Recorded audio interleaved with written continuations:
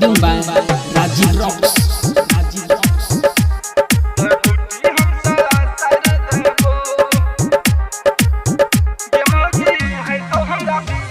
हम मोगी ने बहन रे मुनी सासुन रे मुनी सा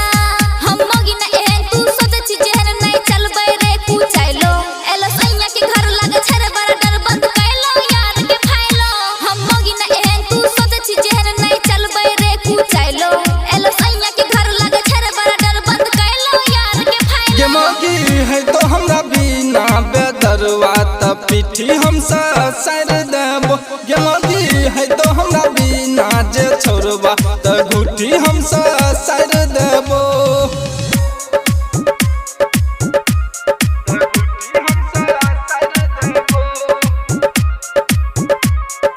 कंचन इब्राहिमपुर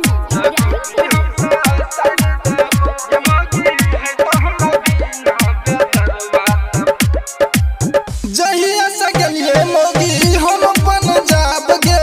नहीं दलही चिट्ठी कोनो खत के जवाब गे तोरे फिकर में हमें दुबर भलवाब गे पिया लगलिया मोगिया महुआ शराब गे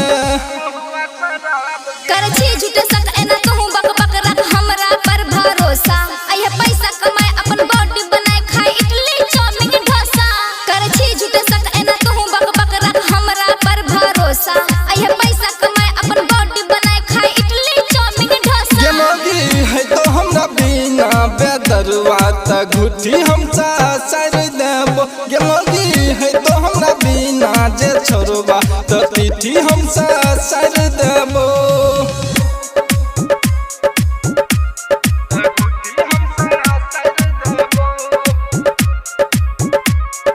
कंचन इब्राहिमपुर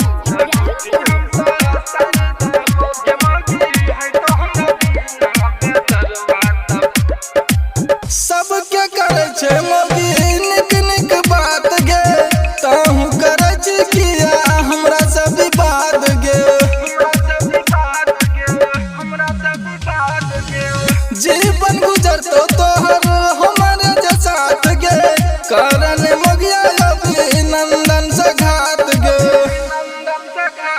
ने दलही तू किन स्नो पाउडर क्रीम हम के ना श्रृंगार करबै लगबाली होठ लाली करे झुमका दुलाली हम के ना सजबै सवारबै ने दलही तू किन स्नो पाउडर क्रीम हम के ना श्रृंगार करबै लगबाली होठ लाली करे झुमका दुलाली हम के ना सजबै ये सवारबै मोगी दूसरा जनता हूँ बिगर भी त पीठी हम सर देबो ये मोगी